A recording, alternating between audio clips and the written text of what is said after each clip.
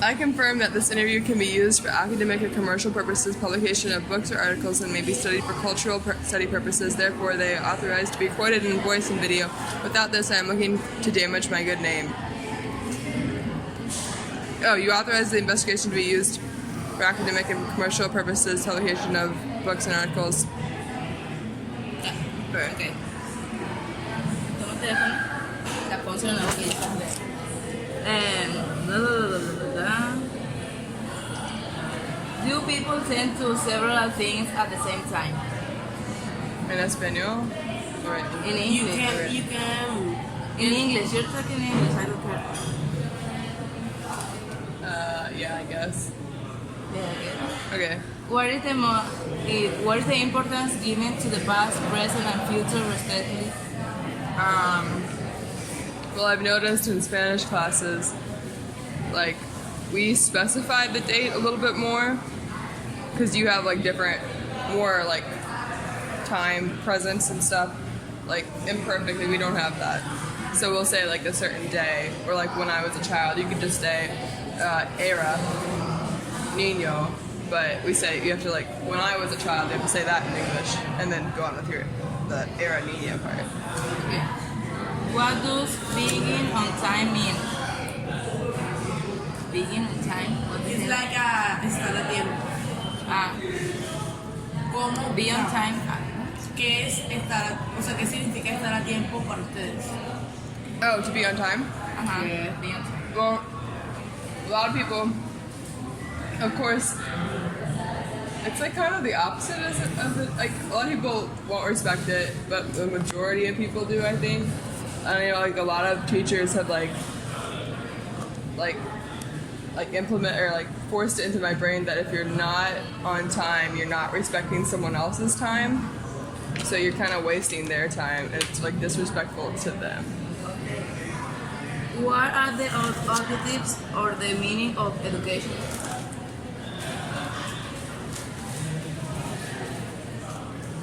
I translate this in Google. Yeah. I don't know, the ultimate goal is to make money, I guess, from education. We definitely have an emphasis on like I think all countries do that, but like science and math, like the STEM subjects, and we tend to like have scholarships more for those, but I think all countries do that. How are history and tradition transmitted to the next generations?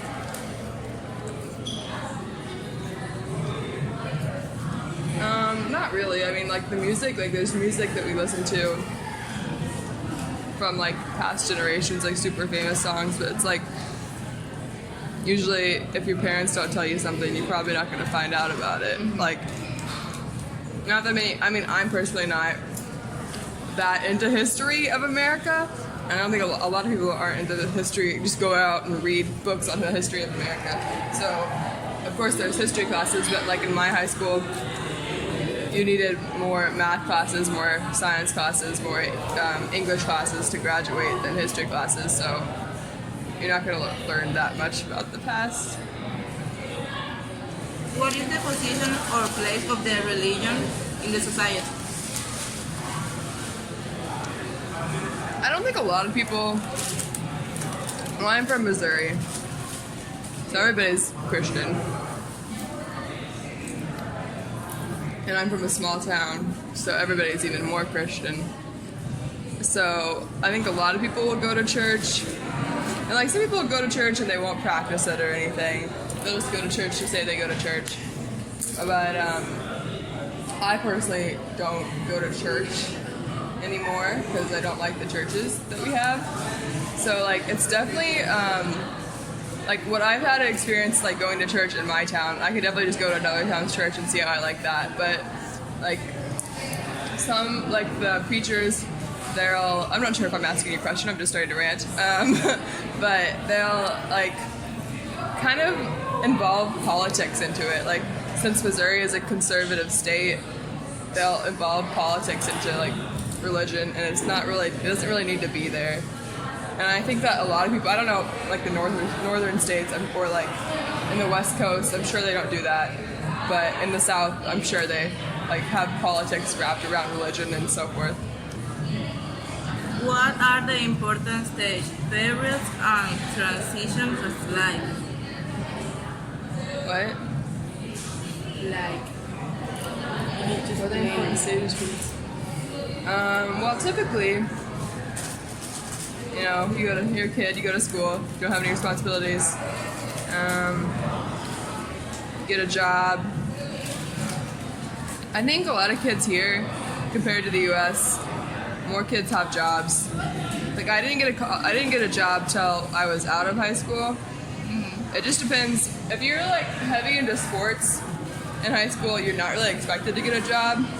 But if you're like, once I stopped playing sports and I graduated, I got a job. So usually move out around when you're 18, and like here you can stay longer. Especially like not as much in like Latin countries, like this one, like Colombia, you usually move out pretty soon to 18, right? But like you usually move out. I didn't move out because I'm cheap. But like almost all my friends moved out of their house at 18. Then you just kind of like act like an adult for the next 12 years. And then you're an adult, I assume. You'll have kids. My parents, I know like there's kids in my graduating class that have already had kids, but my parents had me at 41. My mom was 41, and that usually doesn't happen. I know, that's not normal. I'm an only child. Okay. Okay. So I'd say they'd really have kids around. It's like they would consider like a stage of life like 35 is pretty late. Like that's the latest you should have kids. Like typically, I mean, people obviously have kids later, and then you can like. I mean, it's like people will talk about like having kids like 26, and people, if anybody has kids before like 23, they'll be like, that was an accident or something. And then you'll never retire because you didn't save any money, and so you'll work the rest of your life. Yep. Do parents expect that and aspire that their children integrate the predominant culture, language, or dialect? Dialect.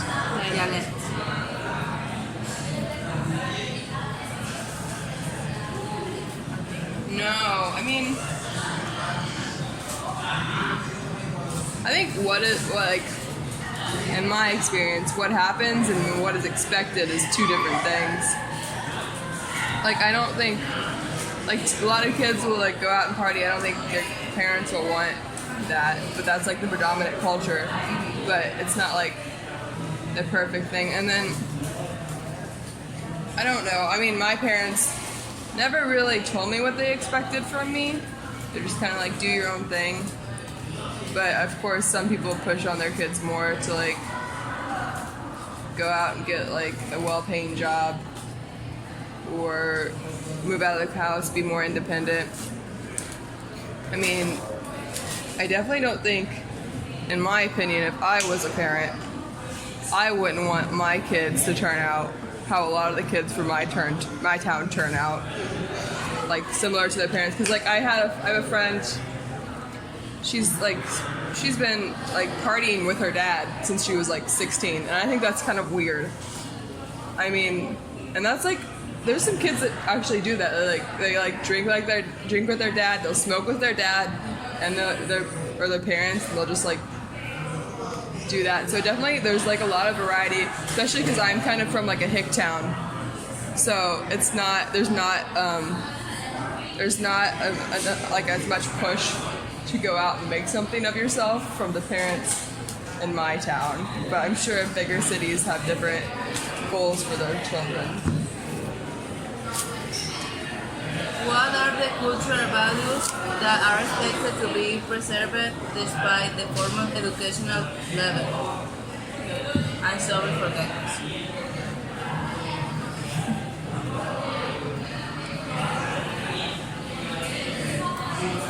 cultural value of formal education. Like excluding the. Okay. Well, you obviously don't want your kids. Well, in general, there's people in my town that are fine with like their kids having kids at like 16 or 17, but like they all live in the country and are like. And there's not like a whole mass of them, but like generally, you obviously don't want your kids to have kids. And like, and I don't know how it is here, but like in high school and in Missouri, you don't really. They're like, you gotta practice abstinence, and they don't teach you about sexual education or anything like that. And so that's kind of like where education, like where formal education like misfires because they won't teach you about that in school. So you aren't expected to get pregnant, for one thing. You're expected to make a lot of money, or just like you can kind of like stay in your own town too, because like you're kind of expected to stay in a small town. Like everybody expects you, like you're born in a small town, you're probably gonna stay in a small town. Well, at least in my town, that's how it is, and a lot of small towns like that. So like they don't really expect you to move somewhere. Like when I said I was going to Columbia, everybody was like, don't do that. It's dangerous. And like you're kind of crazy for going away for 4 months. Like you're gonna miss everything. So like they don't expect you to actually go anywhere. Okay. What public parties are celebrated? National parties. National like holidays? Well, they're celebrated. You guys have Thanksgiving here? When's that? Yes. When is it? Cuando? November. What? No. We don't celebrate. Oh, you don't celebrate it? No, national. In only the like 20, July 20,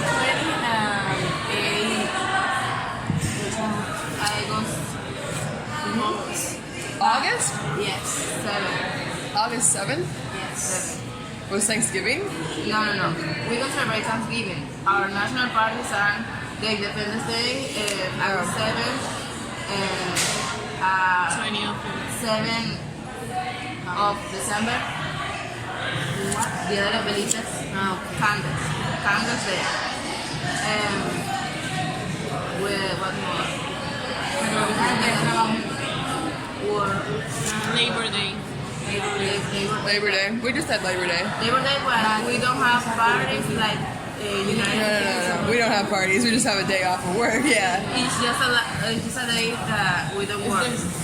Here is more like a parties local like Barranquilla, Carnaval, Cartagena, Independence.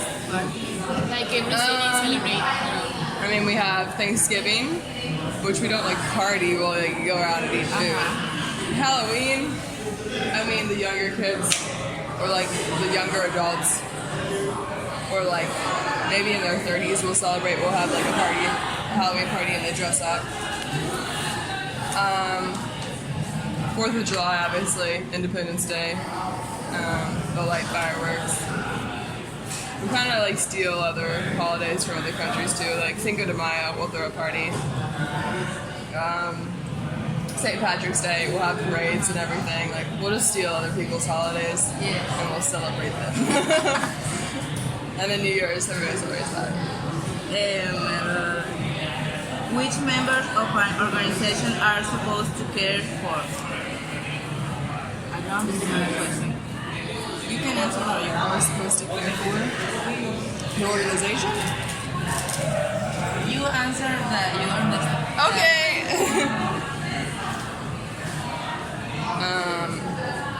Well, I guess the executive team of an organization, like everywhere, like all countries, take care of the organization, like the president, the secretary, the vice president. Is that what you mean? I don't know. En español, en español. Dame la palabra. I don't know what the next question is that. Who do they are their close family or the group they belong to owe their loyalty? The second one.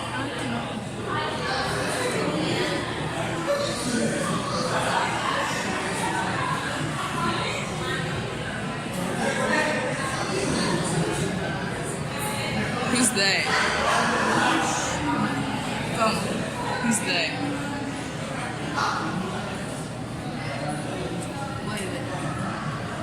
No, busca el que esté en español. You need to, you can speak in Spanish. She understands you. No, I don't. Don't expect that from me. Ya, no, ella habla mejor. Elena habla full español. Oye, Ya, pues ya van 16 minutos. Eso está en español. Eso tiene que aguantar. Ok. Now, blah, blah, blah, blah, blah. Which member of our organization are supposed to care for? care for what? The organization? The family. Oh, which members of a family Yeah. are supposed to care? Okay. Yes. I mean, traditionally, it's the man, and then I don't know how it is here. I know how, well, women obviously don't work. Like here, women work less than what I've noticed in the 6 weeks that I've been here, which is not a lot, is that women usually work less. And then men will actually have a job, but the women will clean the house. It's kind of like that in America, but more women work, but they're kind of still expected to do like a lot of the housework, or they'll have a maid, but not usually like that, especially like not where I'm in a small town, so we have we'll have someone clean our house every once in a while, but it's not like a regular thing. But usually the parents will both work, and usually the man will make more just because men are paid more. And so the lump sum will be given, or will come from the father. Okay. Alright. What do they and their close family or the group they belong to owe their loyalty? To the mother or to the father? I'd say honestly, most of the kids favor their mother.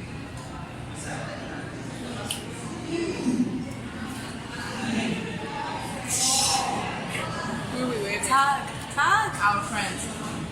Yeah, they favor the mother just because they have that like nurturing bond. So if you're gonna protect someone, you're probably gonna protect your mom.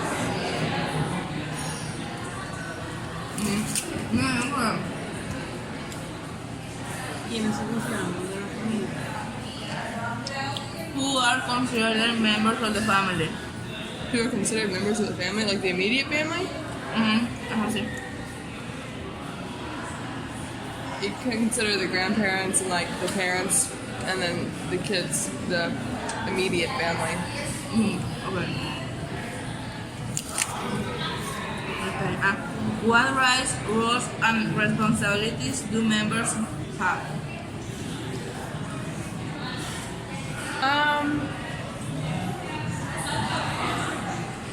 I don't think you guys here are like a little more clean than we are.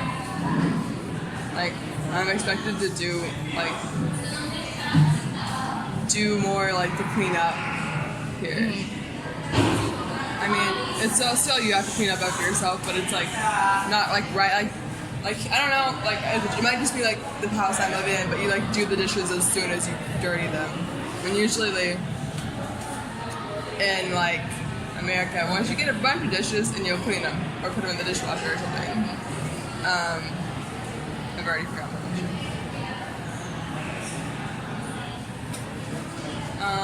Yeah, just to like clean up after themselves.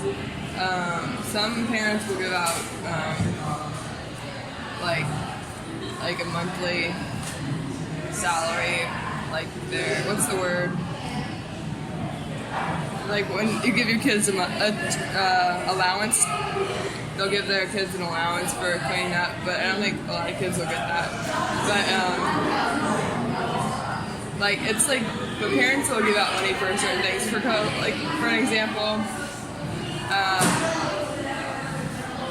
like since I'm from a small town, like some kids will get their money from like cows. Like raising a cow of their own. Like my friend she used to do this, and she used to like milk the cow, and she used to like raise cows and help out with that. She'd get money from that. So you could get money from like farming, which a lot of people are from small towns.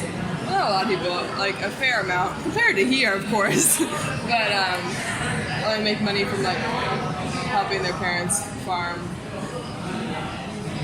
But yeah, other than that. What is the relationship of a man with nature? Am I supposed to adapt to it? Adapt to it or control it. Adapt to it or control it?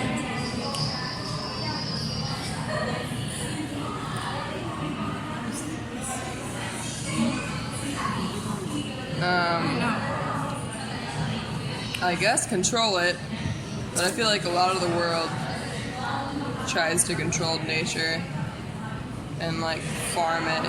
It's not like they're gonna go out in the woods and pick berries. Like in a small town, they'll like for example, like my parents don't farm, but my grandpa farms, and then my aunt and uncle will help him. So like they'll obviously try to control the land and like. But I think a lot of the world does that. They don't adapt to the land to like build highways, or they won't like. I mean, they'll go around the land to build the highway. That's what you mean by adapting. Okay. I feel like I'm losing all my hair here. Also, I'm breaking out a lot. Like, look. Wow. Yeah. We're just gonna put that on before we do that, alright? And that's like, I've been doing that all day. Yes. Okay, go ahead. Being here is like an eternal summer for you. I mean, I think, is that one of the questions? Nah. Okay. But In a way, yes. Because since I'm only taking 4 classes, it's a lot easier. I think the classes in the U.S., they expect you to do more since you're taking less of them. Here it's like you take 7 usually, and then there you take 5. Well, I'm not, since I'm only taking 4 classes, I'm not doing like, I would be doing similar work to what I, like, I'm missing 1 class, and I would be doing a similar amount of work, but I'm not. They just expect you to, like say, it says on every rubric or every like syllabus you get in class that like, for every 1 hour you spend in class, you spend 3 hours studying. And it's not the same here, since you have 7 classes, but like, I've just noticed that like, in my, like each class they like expect me to do less. So it's a lot easier to do schoolwork here than it is over there.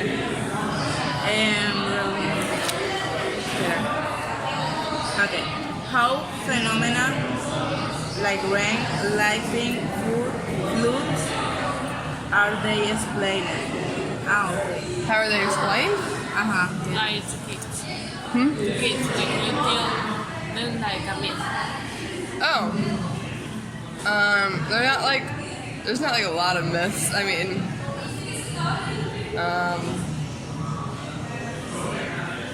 like if you hear thunder, like it's just like little like, it's probably like regional like things. It's like what I've heard. It's not like I've been told that as a child. It's like God is bowling if you hear thunder. It's like, it's kind of associated with God, but that might be because I'm from this like a southern, not like southern state, but like a conservative state. So like they'll be like, God is crying, it's raining, or something like that. And just associated with God controlling the weather. Okay. What factors can be considered as a source of truth? En español, por favor, ¿cuáles factores pueden ser considerados como fuentes? How can you tell if something's true? Ajá.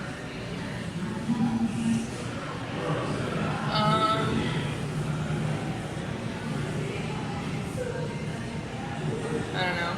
Usually, if the person of authority tells you, I feel like that's like all across the world, but if a person of authority tells you something, no matter if it's right or wrong, you're gonna think it's true.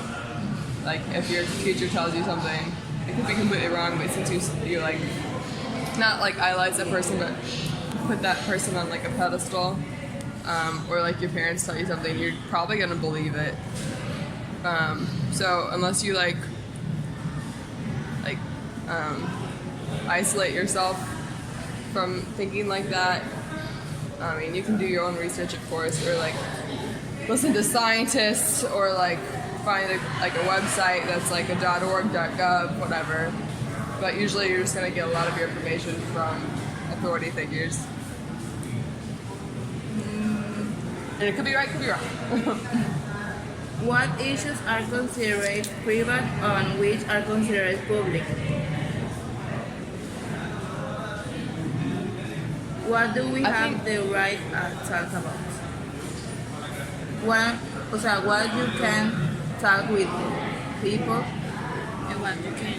I think anything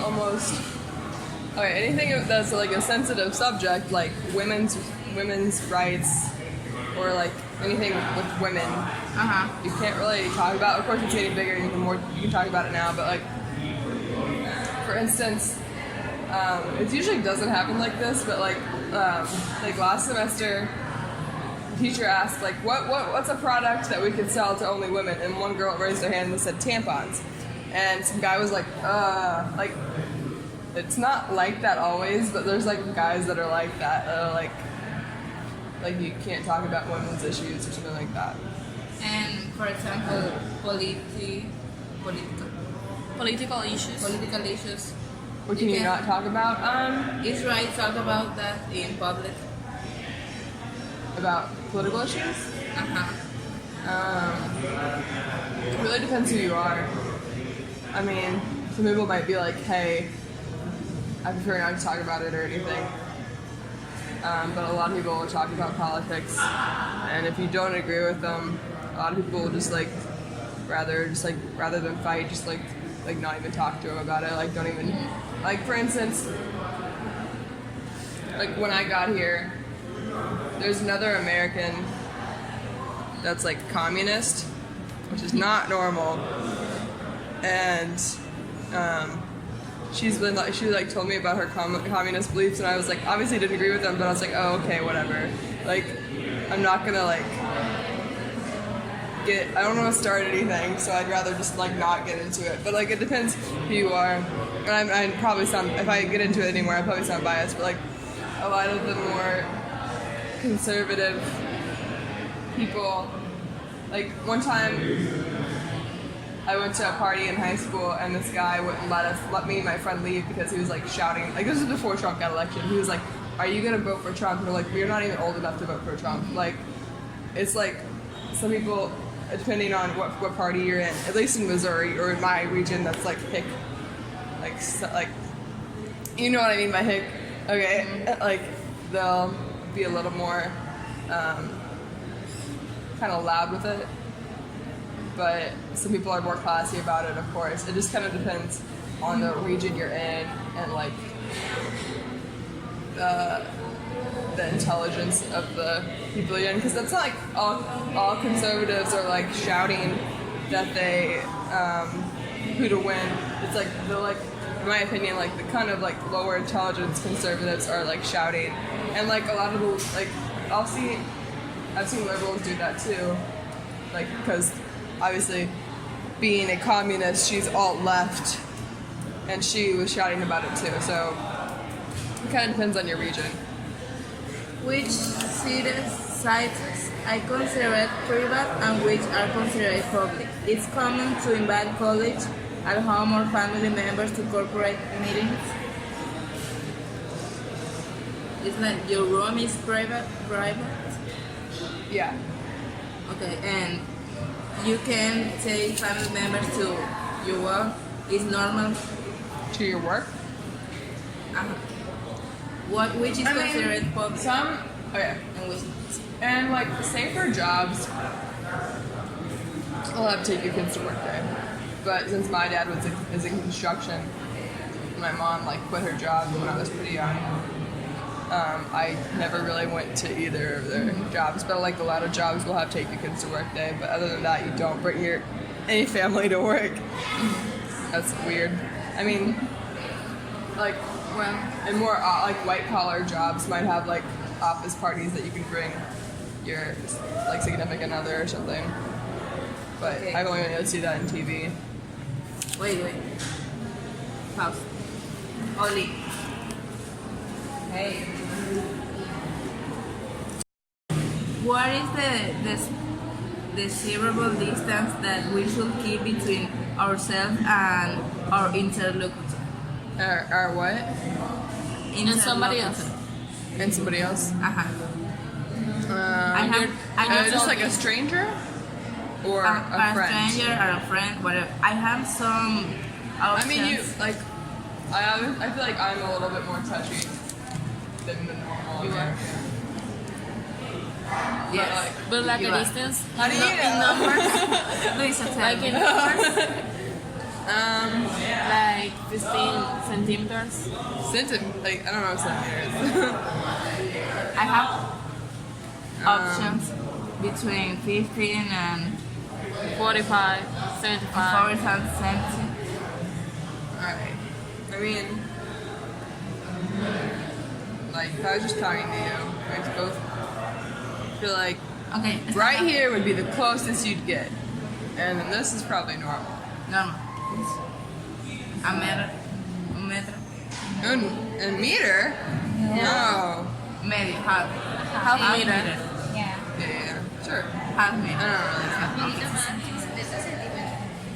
Are there clear difference between office? What the hell? Between offices.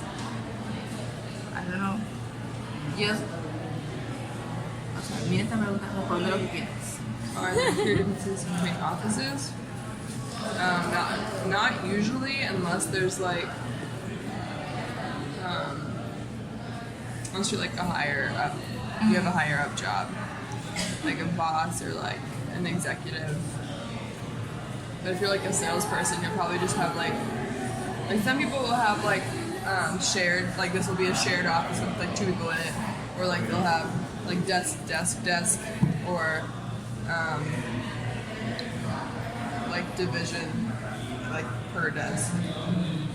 But Okay, these are questions about regarding the organization. I don't know what it's doing. How is political power shared? in the government, Uh-huh.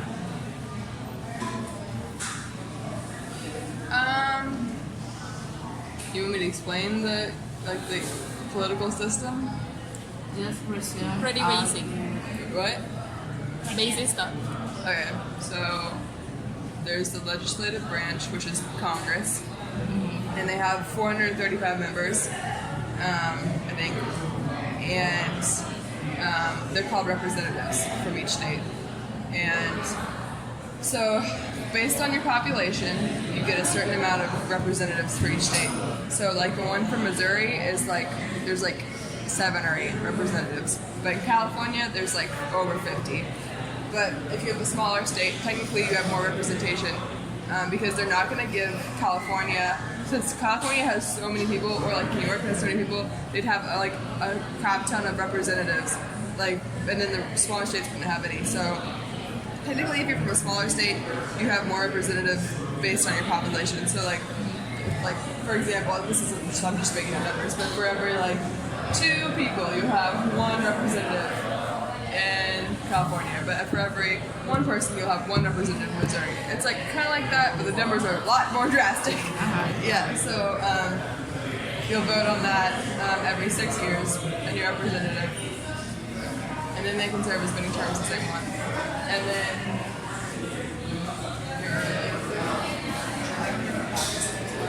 you can sit down. Oh, okay, yeah. So, and then there's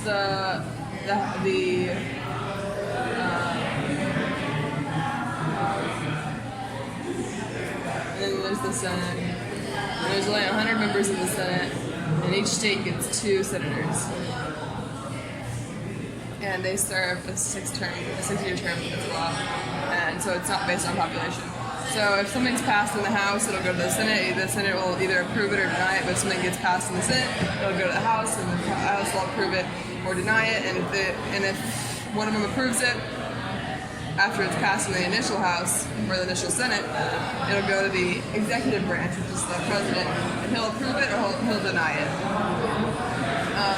But he can also make an executive order if he wants, but that's kind of like, it's like, I'm the president and I have to do whatever I want. But that's not how the government's set up. Like, it's a check system. It's like checks and balances. Like, each branch should check the other branch. And then there's the judicial system, and that determines if a law is just or not. So you can take something up to the Supreme Court. You can go to like a regional court case or like a federal court case, and then you'll go to the Supreme Court. You'll go to you go to like a city court, and then you'll go to a state or like a regional court, and then a state court, and then the federal court, and then the Supreme Court, and then they can determine if what you're doing is legal or not legal according to the Constitution. And like, for example, they took like gay marriage to the Supreme Court, they take an abortion. What are the most influential political institutions? Do you have?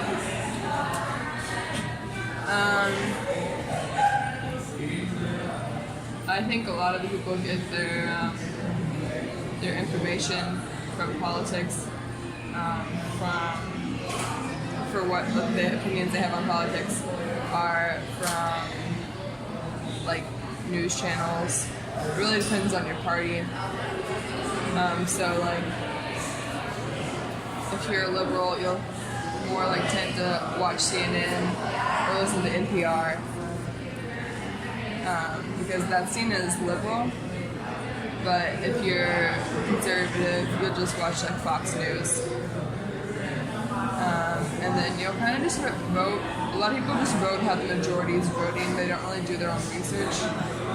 So they'll have like surveys, see which candidate's doing the best, and then they'll just vote for whatever their news station recommends. Or like, the people might do their research on their phone. But it's mainly just like watching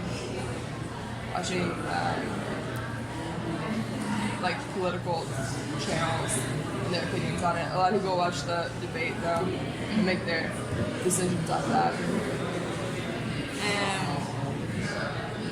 What is the current economic model? Like the usual way. Huh? Economic model, the usual. Like in general, how is the economic system?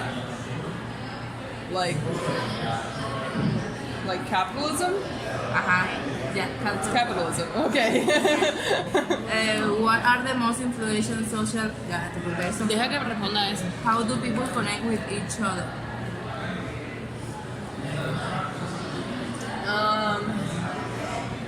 Well, no one uses WhatsApp. What? No one uses WhatsApp. No one uses. And what uses? Depending on your age, a lot of older people will use Facebook. A lot of people around my age or younger, probably like the max is like 25 or younger, will use Snapchat. That's why you give me your Snapchat. Yeah. So Snapchat is not that. It's common. It's very common. It's common. It's very common. Instagram, of course, everybody uses that except for like older people. Even now, some old people are on it. Yeah. Those are the socials that people use: Facebook, Snapchat, Instagram, not WhatsApp. I think that's about it. That's okay. The main ones. You use the this app, Oh, yeah. Usually people use this. I don't use it. but you have to pay that. Most people have unlimited messaging. Like everybody has unlimited messaging. Ah, And then a lot of people have unlimited data as well. Just unlimited everything. So people kind of pay more in the U.S. for a cell phone plan. okay.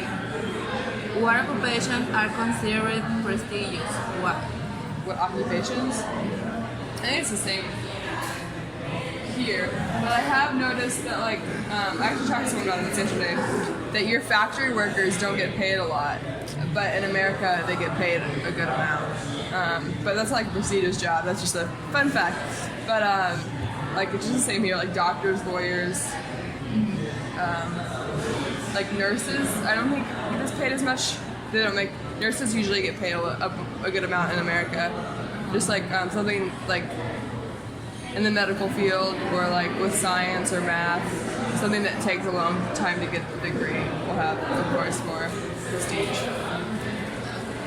What are the most influential social institutions? Like the apps. I don't know, whatever you want to say. Huh? Institutions. Institutions. Like Apps. like social institutions. Uh-huh. Like in real life institutions. Like I think a lot of people make their friends in university or high school, like the majority of their friends. I think a lot of people, of course I'm not at a university so I don't know, but a lot of people complain about how it's so hard to make friends once you're out of school. Is there a clear separation between professional and private life?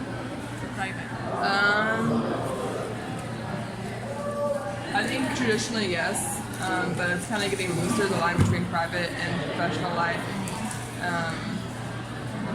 It really depends on your occupation. So if you have a higher up occupation, you're not going to talk about their like social life as much. But like, I had a job working fast food in the U.S. and it was like there's not really a line between your social life, or your private life, and work. It just depends on the degree of like how far along in your job you are. But traditionally, no. You don't talk about your private life. Okay. Is emphasis placed on collaboration or competition? The same question goes to other social systems. In my experiences, competition. But here, I think it's more collaboration, Yeah. is what I've noticed. It's kind of like you see, like on a sports team, like in my experience, that you've always seen your teammates. If you're like in a higher up sports team, like when I first started, it wasn't like a big deal. But once I got better and better at sports, it's kind of like I saw my teammates as competition, like for playing time.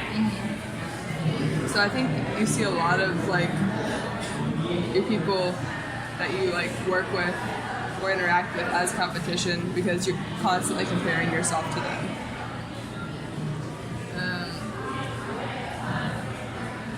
What do people eat? How much and how many times?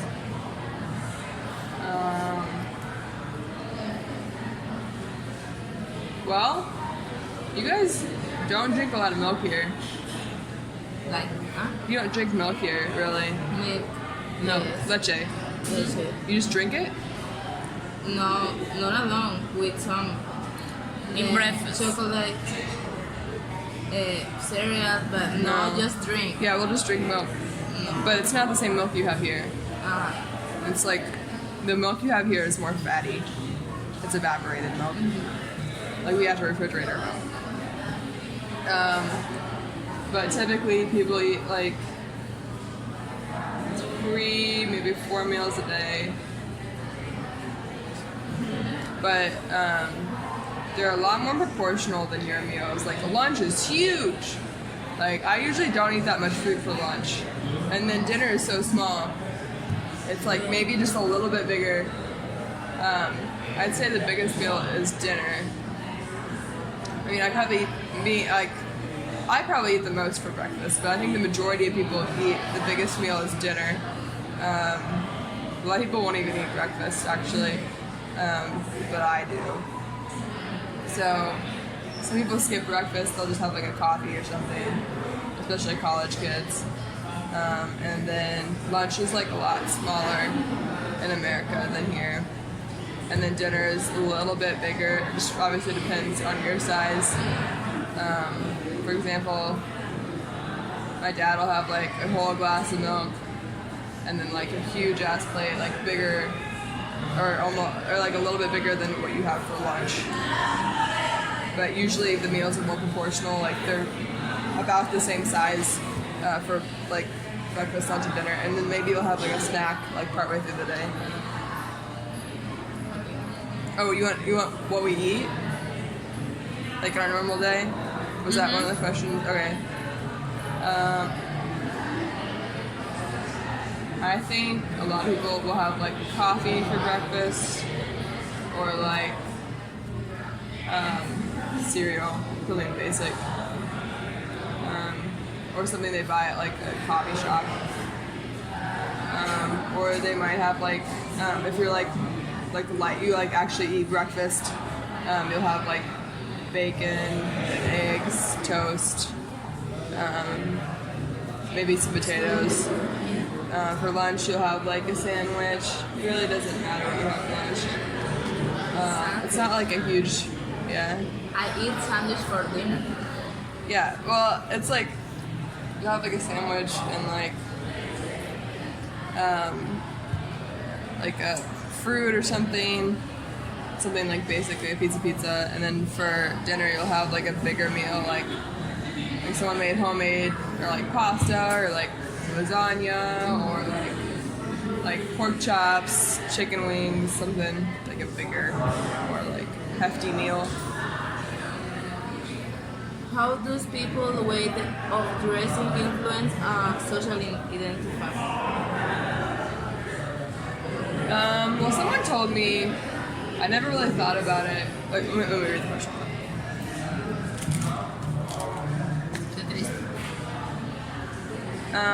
Well, here, like personally, someone told me that American women usually dress like a little bit more to show their body, which I haven't noticed here. But someone told me that. Is that what you think? Showing. Yeah. Well, it's like you. It's what I said about Eternal Summer. You dress it here like summer. Oh, because it's hot here. But we are. I know, but I It's can't. normal for us. No, you're wearing a sweater. It's I normal like- for us. Normal for you to sweat. I'm constantly breaking out here. Like I have acne all over my face because I'm sweating so much, and I like. You have acne. Yes, I have acne all over my face. No, Okay, you don't. because we sweat. Because it's sweaty here, and you get more acne. I don't want that, so I'm wearing less clothes. But like, I think they meant like showing your stomach, like midriff. And personally, coming here, I think a lot of women in the U.S. dress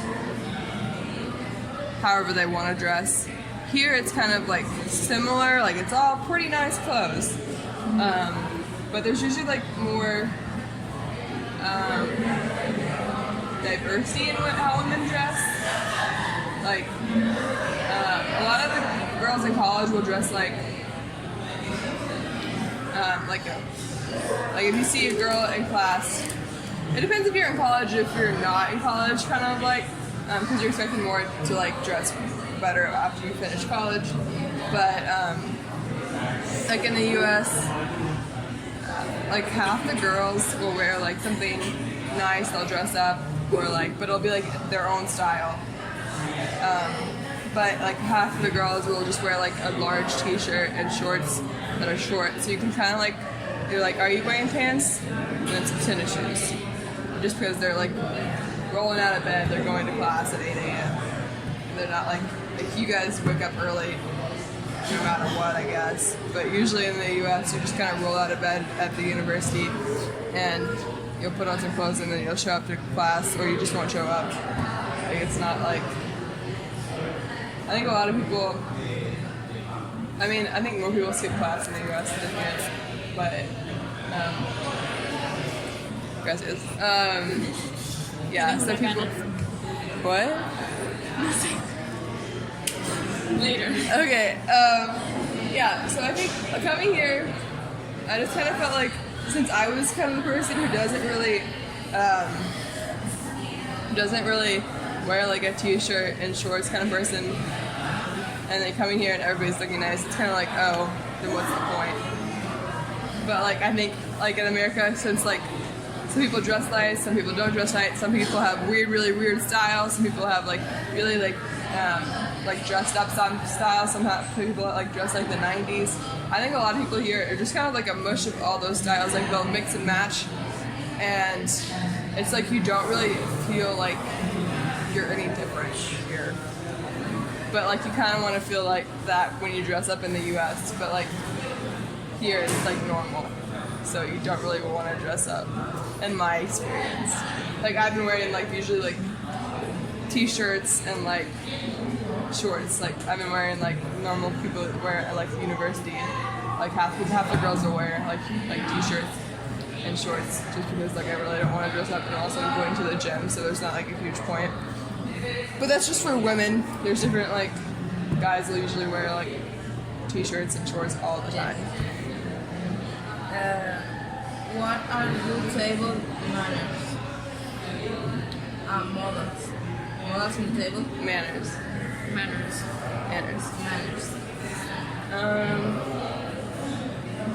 Just like not sure with the mouth open. Like I did the whole time during the interview. But yeah, there's not like a huge emphasis on it. Like showing up on time. Yeah, it's not like a huge thing normally. It's not like really a point of emphasis in the US. What is the concept and value of beauty and attractiveness? What is the concept of beauty and Attractiveness.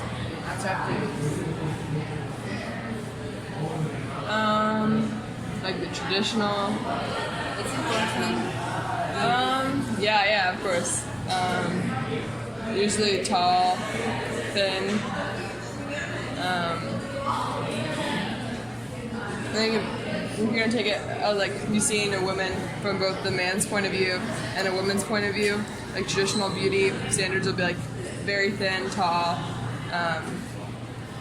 not that many, not like straight up and down, but like not like a whole lot of curves, just like not like, you know. I think those are, if you're gonna look from a man's point of view and a woman's point of view, that's the kind of person that both of those like will want to be with or want to be. I mean, there's obviously like different people like different things, but like traditionally tall, long hair for women, skinny. But like here, it's like women are typically more skinny than in the U.S. So like skinny here is not the same thing as skinny there, but like still skinnier than like normal. And then for men, tall, wide shoulders. What is tall for you?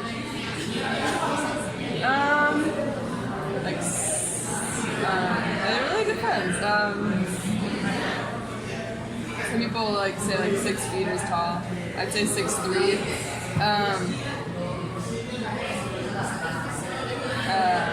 What is the feet? Okay, so for instance, I know that my dad in meters, I know his height, and I can convert it to feet for you. Would that help? Okay, my dad is 2.03 meters, and he's 6'8". Tall would be considered, like, in my point of view, 6'2" or over. You are tall? I'm on the taller side. I'm not like tall. You are not. I'm like, the normal is like 5'5", and I'm 5'8". So I'm 3 inches taller, like that much taller than normal. for me, you are very tall. Yeah, here I'm tall, Yes. but like in the U.S. it's like barely. Normal. Yeah, like it's like pretty normal. No one's gonna think you're tall or anything. What forms of art and music are highly valued?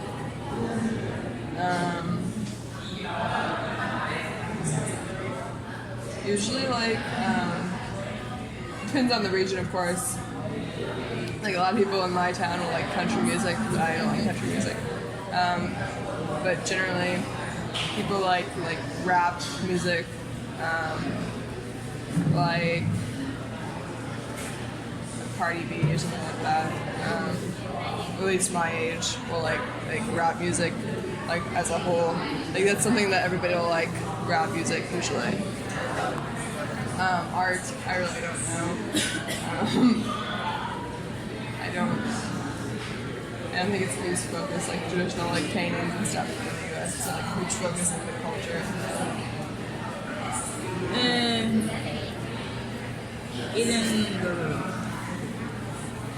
What is the role of the rules? Do people try to minimize the risk through the rules? The role of the rules. What is the rule? It's important. I honestly think it depends on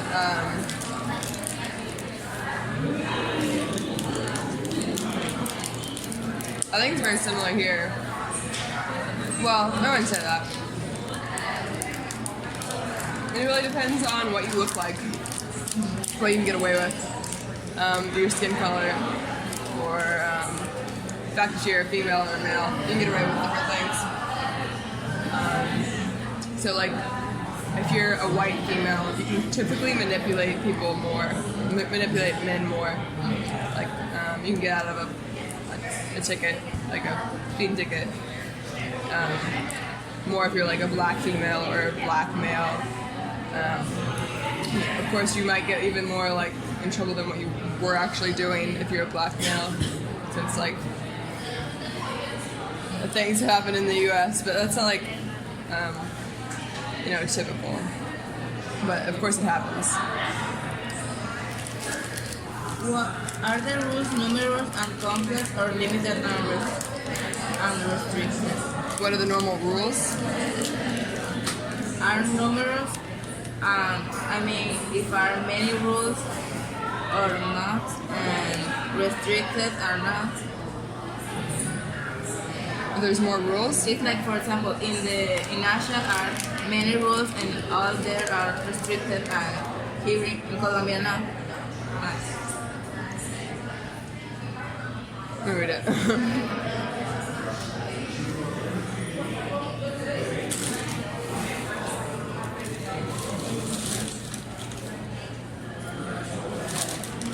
No. You should follow the rules. Some rules. Yeah, I'm gonna call.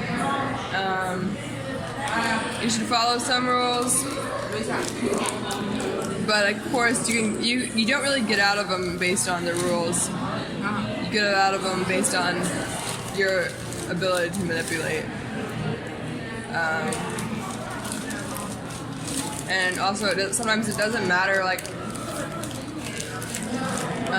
for example, my friend, I think she was like 19, and she was holding her friend's drink at a party, and the cops raided it. She hadn't drank anything, and of course you need to be 21. But since she was holding the drink, she went to court and was like found guilty of minor in possession, and she can't. What'd you say?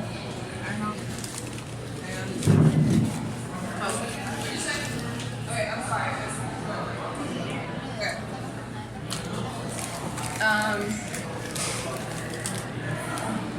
What was I?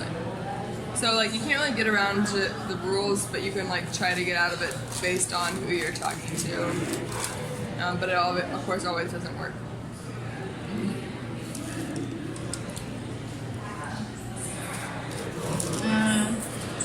How is risk-taking considered? Is it an established fact, a necessity, or something to avoid? I mean, I think a lot more Americans take risks than what I'm comfortable with, depending on the region.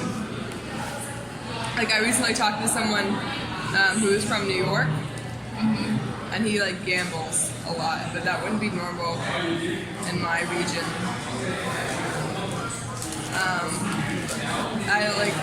But people from like different states will like try different things, of course. It really depends on like the region you're from and like what your values are. So like more people from like a more liberal state will take more risks because they see that as less risky. But for more conservative state with traditional values, they'll take less risks. They'll like try new things less.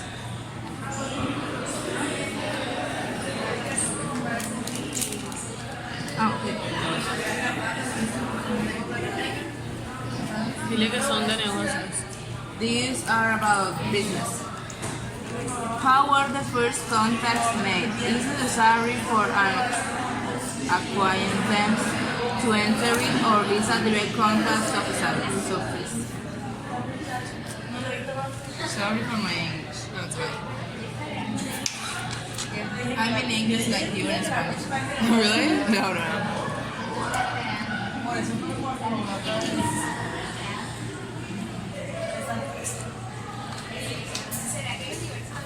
A lot of people will get introduced by it's like really the people you know. So if you'll find like a new job by the people you know, even if you don't know the boss, you'll know someone who knows the boss, and you'll get a job there. You won't get a job based on your accolades or your academics or anything. You'll get a job based on what you know or who you know, and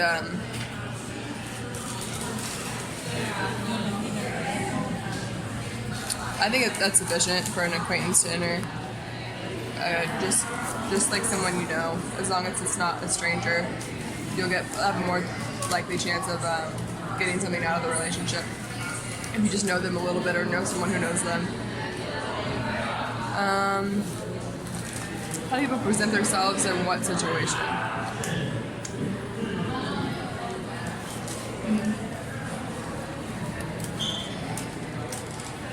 How were the people who do business?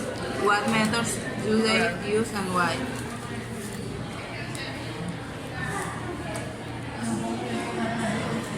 People present themselves in business as like pretty professional.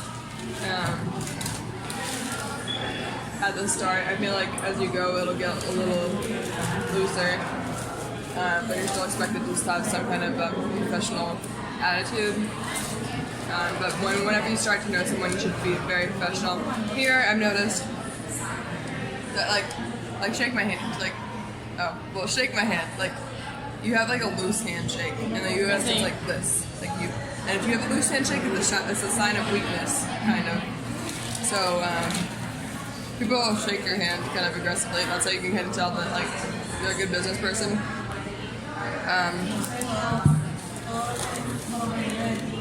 Yeah, people usually are very professional in how they come up to another person in the business field. And how do people get a good position in the business environment? Usually just who you know. Some people say you'll work hard, but it's usually just really who you know to get the job. If you want a good job, it's definitely who you know. A higher pay up job. Like professors, they can help you out. Conferences that you go to, if you talk to a speaker, they can help you out. It's not like, it's not always like, oh, I've had this connection with this person for a long time. It might be like, hey, can you help me find a job? I know I don't know you that well, but can you help me? And if they have connections, they can help you. Mm-hmm. A lot of people are willing to. It is recommended to invest time in establishing relationships and building trust beforehand, or is it enough to establish contact with the interlocutor when a business opportunity arises?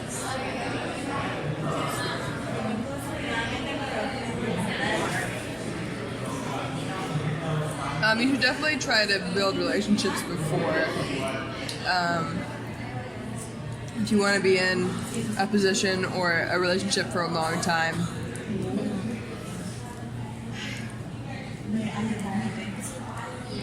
of course you could try to like establish a new contact when a business opportunity arises, but you always need to feel like trustworthy. So of course, if you have a longer relationship with that person, I feel like this is in business in general, you'll seem more trustworthy. But also you can, if you are charismatic, you can have that illusion from just starting a new relationship like that.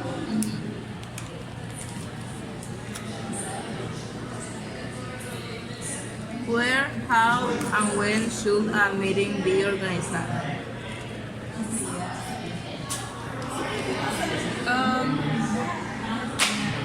A lot of the meetings I've been to are pretty impromptu, but generally, it's like well before. It's not like it's not like in a more professional setting. It won't be impromptu. So it'd be like more like weekly or like a usual schedule than it is here, kind of. And everybody will be on time. It's gonna be like something set in stone. Each like, it's like, hey, we're having a meeting. It's usually like, hey, this is the weekly meeting or this is the monthly meeting. It's gonna happen on a time schedule. Negotiation process. How to start a negotiation? How to make a stop? Who negotiates? How fast in the negotiation process?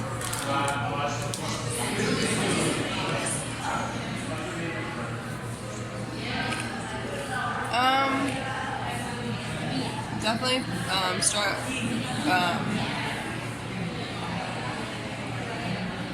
start by knowing which side, like what each side wants, and then make sure that you're not there to attack the other person.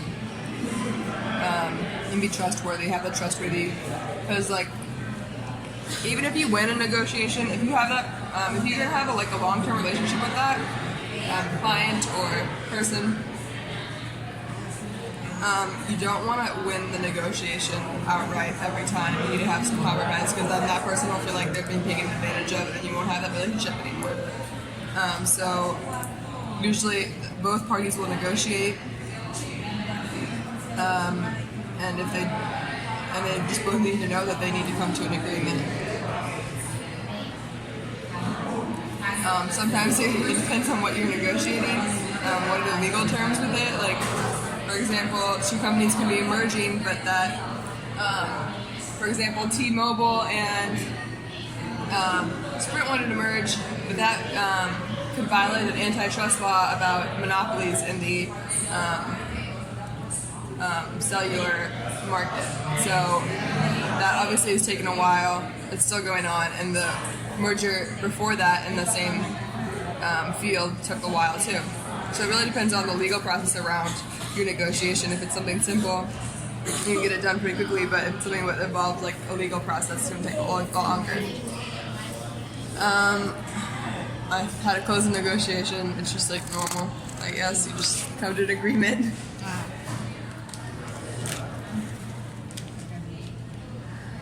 Finally, the last questions.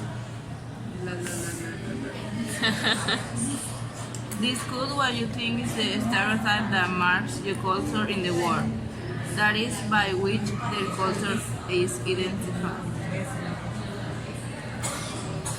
What do you think is the stereotype that marks? I don't know. I always think that other countries think the worst of America, but I haven't really asked anybody here.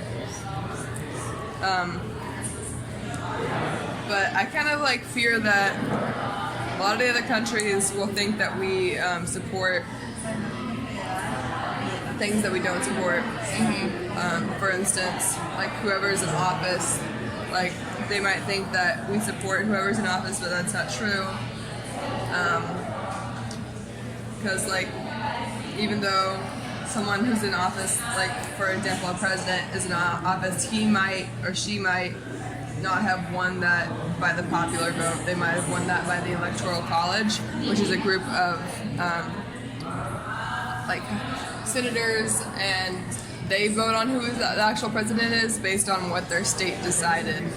Typically, like they can do that opposite, but it'll be like a bad move for their career if they don't vote how their state voted.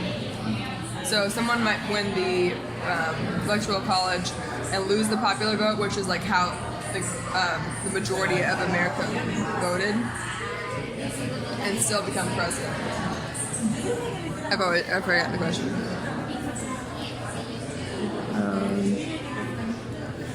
So like I feel like that maybe people think we support like different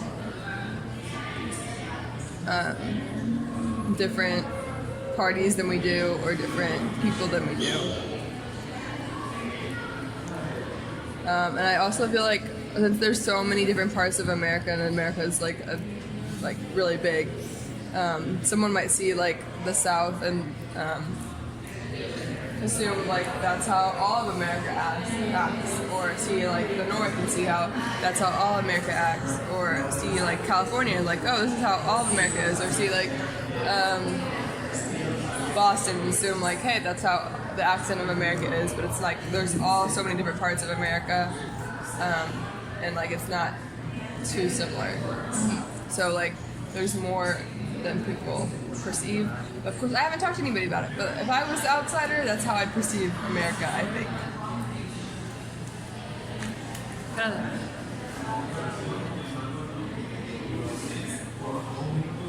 Do you think that there is a differentiation within groups in your culture?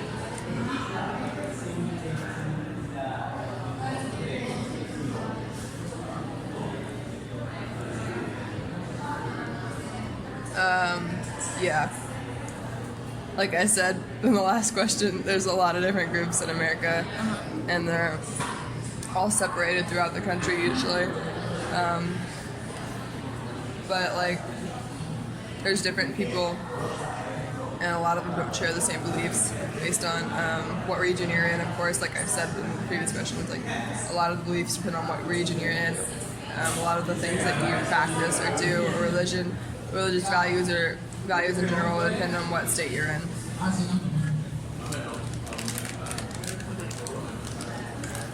Is there any kind of social and economic hierarchy?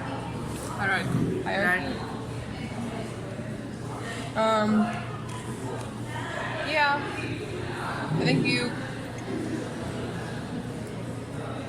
will put people who make the most money as an authority figure, kind of. So you'll kind of listen to them. If they're rich, you'll probably listen to them, or see them as like someone to listen to. Same with social figures. Like you'll see like a movie star or an influencer as a person of authority, and you'll listen to them in the same way.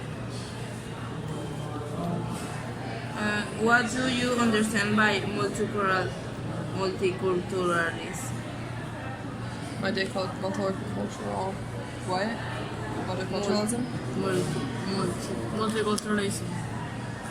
Just having a different, like, what you want me to tell you my definition? Just like having a wide variety of different people from different places in a same region. Okay. And name 3 positive aspects and 3 negative aspects of migration. How do they affect the culture?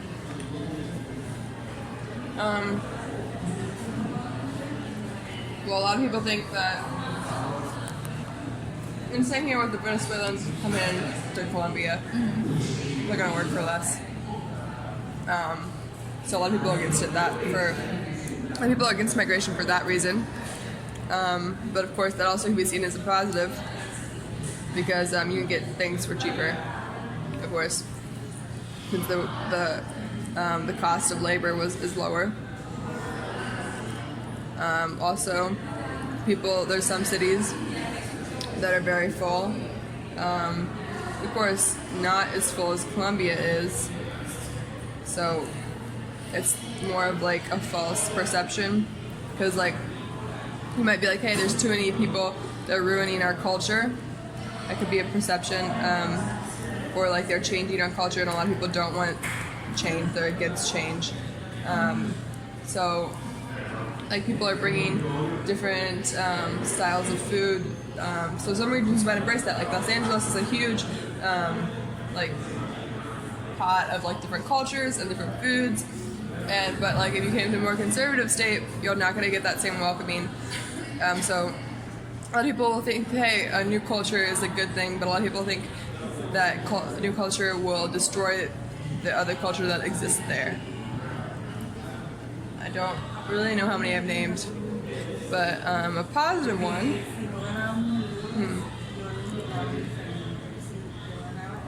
That's good enough. How do they affect the culture? A lot of people think that that will destroy the culture that exists there, like I said. But a lot of people can see that as like a positive thing, and they can also warp their own culture around the other culture. And since some people are not afraid of change as some other people, they can see that as a good thing. But overall, in my opinion, America kind of like was originally people just coming over, and so we've obviously evolved so much since then that we can't just really cut off migration and say, hey, no more, or like all the migrants coming in could be terrorists, you know. A lot of people perceive like, hey, that's why our migration process takes so long, because it's like so many background checks, and even then some people get through and that are terrorists. So like, and then that just makes the migration process even longer for more migrants coming in. That was the last one. All right, cool. Thank you. Yep. My pleasure. Te vas.